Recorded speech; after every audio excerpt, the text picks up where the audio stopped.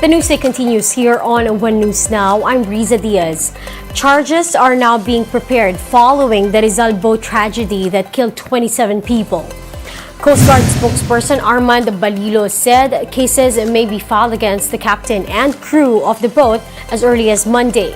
The specific charge, however, has not been disclosed yet as investigation of authorities is still underway. Meanwhile, the agency plans to tighten the monitoring of inter-island trips and add personnel in its stations. The boat, suspected to be overloaded with no provided life vest, capsized off Binangonan, Rizal on Thursday afternoon.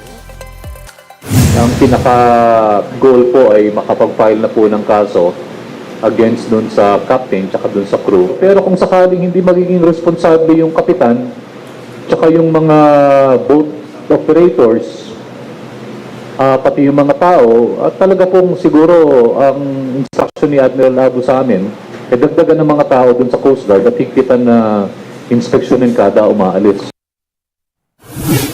We're continuously monitoring that story and will provide live updates on this later in the program. Meanwhile, death toll from Tropical Cyclone Egay in Habagat has gone up to 14. As of Saturday morning, 6 fatalities have been confirmed, while 8 are still up for validation. Some 13 individuals were injured, while at least 20 others are still missing. So far, over 608,000 individuals, or more than 170,000 families, have been affected across the country. Some 11,000 of them have been served in evacuation centers. Meanwhile, damage to agriculture is pegged at 832 million pesos, while damage to infrastructure is at 1.2 billion pesos. We'll be back with more stories after the break. Keep it here on One News.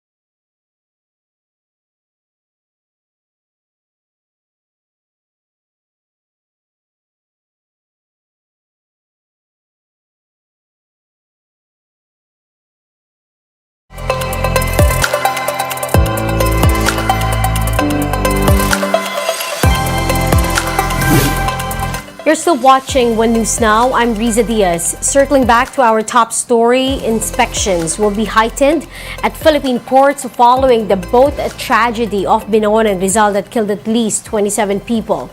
Let's get updates. We have Elaine Fulgencio live over the phone this afternoon. Elaine, can you tell us the latest on this? Yes, Riza, the Coast Guard said inspections and protocols in ports will be heightened following the capsizing of a motor bangka in Binangonan, Rizal. Deso reaches 27 while 40 have been rescued after motor bangka Aya Express capsized in Laguna de Bay off the coast of Binangonan shortly after leaving port on July 27. At a forum, PCG spokesperson Rear Admiral Alman Balillo said 2 officers assigned at the Binangonan have been suspended to make way for the investigation of the incident. Earlier today, PCG temporarily suspends the operations of the motor bangkas due to the bad weather. Rizal Governor Nina Inares also visited the survivors and the families of the passengers. Meanwhile, PCG divers are still deployed for retrieval operations in case another body surfaces. Riza? Thank you for that update. That was Elaine Fulgencio. Now, let's take a quick look at other stories we're watching. Tropical storm Falcon has slowed down as it moves westward over the Philippine Sea. Meanwhile, the southwest monsoon or habagat will continue to bring rains over some parts of the country, including Metro Manila. A survey has found that most Filipinos believe the government should strengthen its fight against corruption.